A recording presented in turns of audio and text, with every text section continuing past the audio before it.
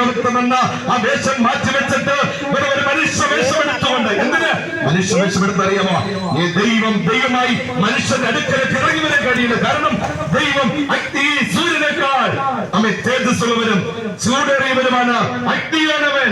ദൈവമായിട്ട് ഇവിടെ ഇറങ്ങിവന്നാൽ ഈ ഭാവിയായ മനുഷ്യന് മുമ്പിൽ വെളിപ്പെടാൻ പറ്റാത്തതുകൊണ്ട് ദൈവം തന്നെ വേഷം മാറ്റി വെച്ചിട്ട് മനുഷ്യ വേഷം എടുത്തുകൊണ്ട് അമ്മ ഒരു കന്യകയിൽ ജനനമെടുത്ത് ഈ ഭൂമി ജനിച്ച 30 വർഷം തന്റെ അപ്പനമാർ കീഴടങ്ങിയിരുന്ന 3.5 വർഷം ഭൂമിയിൽ തന്റെ പ്രവർത്തനം പിതാവേൽപ്പിച്ച പ്രവർത്തനങ്ങൾ ചെയ്ത് അനേക കുറ്റരോഗികളെ സൗഖ്യമാക്കി ഭാവികൾക്ക് ഭാഗത്തിന് മോചനം കൊടുത്തു.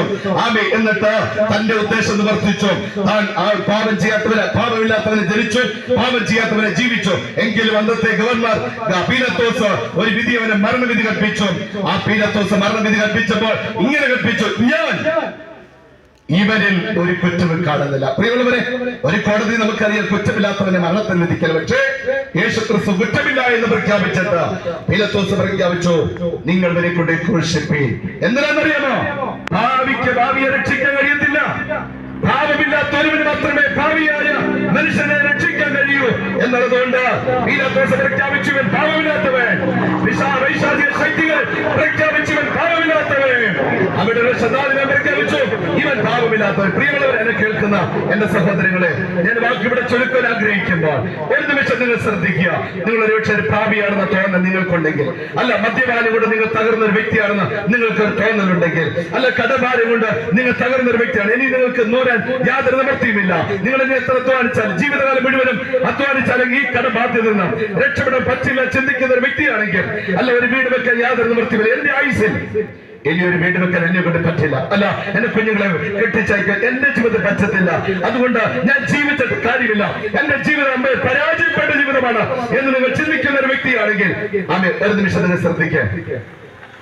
നിങ്ങളുടെ പരാജയങ്ങളെ വിജയമാക്കി മാറ്റുവാൻ, നിങ്ങളുടെ തകർച്ചയെ ഉയർച്ചയാക്കി മാറ്റുവാൻ കഴിവുള്ളവരാണ് ഞങ്ങളുടെ വിളിച്ചു പറയുന്ന യേശു ക്രിസ്തു എന്ന ദൈവം. നിങ്ങൾ എത്ര തകർന്ന വ്യക്തിയായിക്കോട്ടെ, മാനസികമായോ ശാരീരികമായോ സാമ്പത്തികമായോ സമൂഹത്തിൽ ഒറ്റപ്പെട്ട വ്യക്തിയായിക്കോട്ടെ, കുടുംബക്കാരിൽ ഒറ്റപ്പെട്ട വ്യക്തിയായിക്കോട്ടെ, എല്ലാവരും തള്ളപ്പെട്ട വ്യക്തിയായിക്കോട്ടെ, അക്ഷര വിദ്യാഭ്യാസമില്ലാത്ത വ്യക്തിയായിക്കോട്ടെ, പക്ഷേ നിന്നെ പലതരത്ത ദേശത്ത് ഒരു മാന്യനാക്കി തീർക്കുവാൻ യേശു ക്രിസ്തുവിന് കഴിയുമെന്നുള്ളതുകൊണ്ട് നിങ്ങളൊരു നിമിഷം നിങ്ങളുടെ ഹൃദയത്തെ ഒന്ന് ശാന്തമാക്കിയിട്ട് ഒരു നിമിഷം പറയാൻ പറ്റും: യേശുവേ, ഞാനൊരു തകർന്ന വ്യക്തിയാണ്, എന്നെ ഒന്ന് പണിയണമേ. യേശുവേ, എന്റെ ചെറുപ്പ ജീവിതത്തിൽ തന്നെ ഞാൻ ലഹരിക്ക് അടിമപ്പെട്ട വ്യക്തിയാണ്.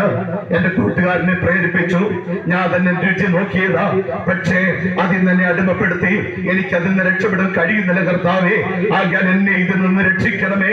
യേശുവേ, നീ എന്റെ ഹൃദയത്തിൽ വന്ന് എനിക്ക് രൂപാന്തരം തരണമെന്ന് നിങ്ങളുടെ നിമിഷം നിങ്ങളുടെ മനസ്സിൽ ഒന്ന് പ്രാർത്ഥിക്കാൻ പറ്റുമോ? നിങ്ങൾ അതിനു വേണ്ടി ഒരു മല കയറിയിട്ട് കാര്യമില്ല, നിങ്ങൾ അതിനു വേണ്ടി കിലോമീറ്റർ നടന്നിട്ട് കാര്യമില്ല.